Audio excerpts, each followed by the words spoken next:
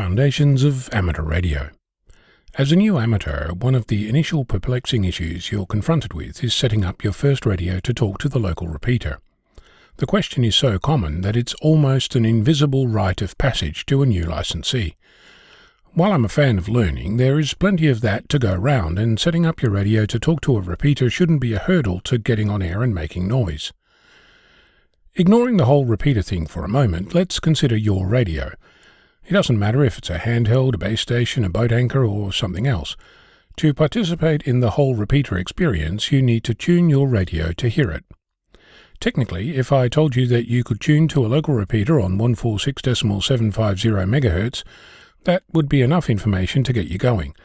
But this depends entirely on a set of standard assumptions that are likely not obvious to you. Let's explore what's going on. Given that frequency, you can set your radio to 146.750 MHz, and in most cases you'll be able to hear the repeater. To actually participate, you would need to do some more work to get your transmitter to be heard. As I said, standards are what makes that possible. But like every human endeavour, caution must be applied. As Andrew Tanenbaum said, the nice thing about standards is that you have so many to choose from. With that in mind, let's proceed. Before you start yelling, I'll add caveats at the end. Armed with a repeater frequency, you have enough information to get on air, but it assumes that you know a couple of things. So, let's delve into those assumptions.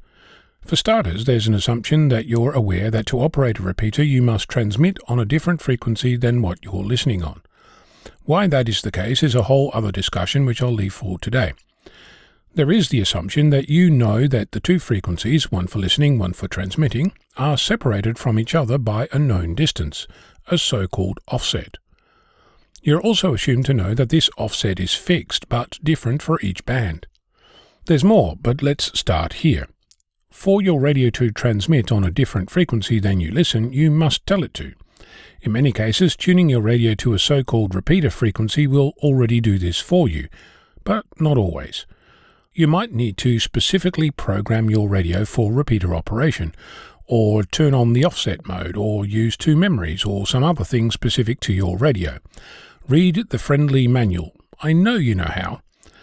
The next step is to look at the band you're on, in this case the 2-meter band. This means that the standard says that the difference between the receive and transmit frequency is 600 kHz. I'm studiously ignoring other bands at this moment because standards. At this point, you know that your radio should be tuned to 146.750 MHz. It should be in repeater mode, and the offset should be 600 kHz.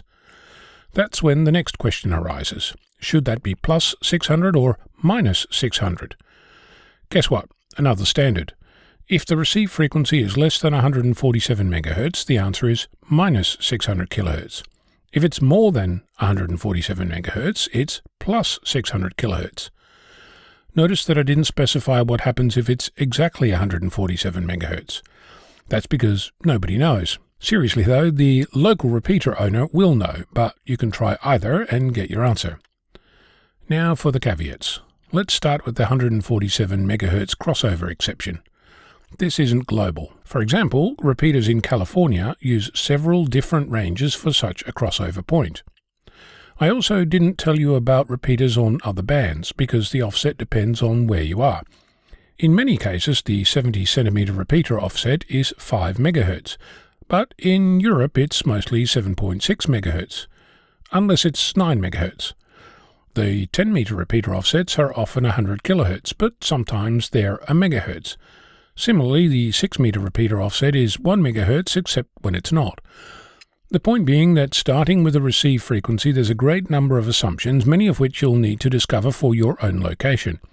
A great resource, which I've mentioned before, is the brainchild of Garrett, Kilo Delta 6, Kilo Papa Charlie, the repeaterbook.com website and app, maintained by a global group of volunteers which list many repeaters and their specific settings, frequencies and locations. So, armed with this knowledge, I expect that you can now find a local repeater and make use of it. When in doubt, contact the owner and ask for help. They're a friendly bunch. Remember to say thank you. So, what excuse do you have to not get on air and make noise? Oh, before I forget, if you don't hear anything or if transmit isn't doing what you expect, check that you've configured CTCSS. Another assumption. I'm Ono, Victor Kilo 6, Foxtrot Lima, Alpha Bravo.